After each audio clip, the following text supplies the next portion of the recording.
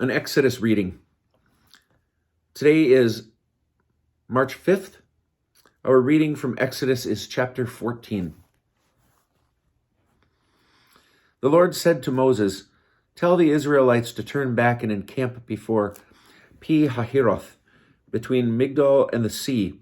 Before Baal-zephon, you shall encamp facing it by the sea. Pharaoh will say of the Israelites, 'They are astray in the land, the wilderness has closed in on them.'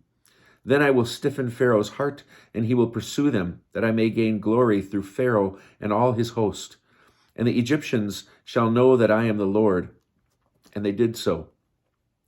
When the king of Egypt was told that the people had fled, Pharaoh and his courtiers had a change of heart about the people and said, "What is this we have done, releasing Israel from our service?" He ordered his chariots and took his men with him. He took 600 of his picked chariots and the rest of the chariots of Egypt, with officers in all of them. The Lord stiffened the hearts of Pharaoh and king of Egypt and gave chase to the Israelites.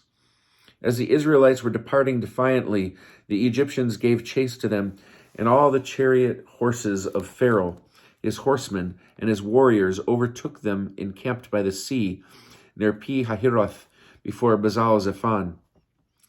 As Pharaoh drew near, the Israelites caught sight of the Egyptians advancing upon them. Greatly frightened, the Israelites cried out to the Lord, and they said to Moses, "Was it for want of grave in Egypt that you brought us out to die in the wilderness? What have you done to us, taking us out of Egypt? Is this not the very thing we told you in Egypt, saying, 'Let us be, and we will serve the Egyptians, for it is better for us to serve the Egyptians than to die in the wilderness?'"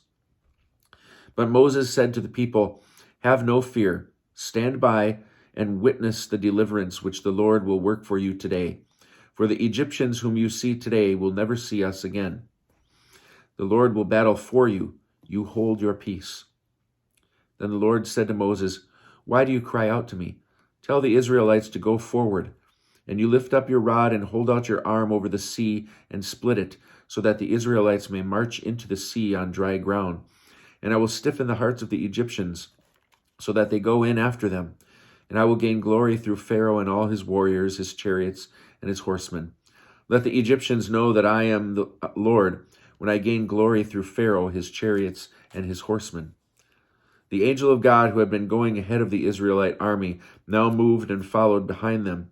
And the pillar of cloud shifted from in front of them and took up a place behind them. And it came between the army of the Egyptians and the army of Israel.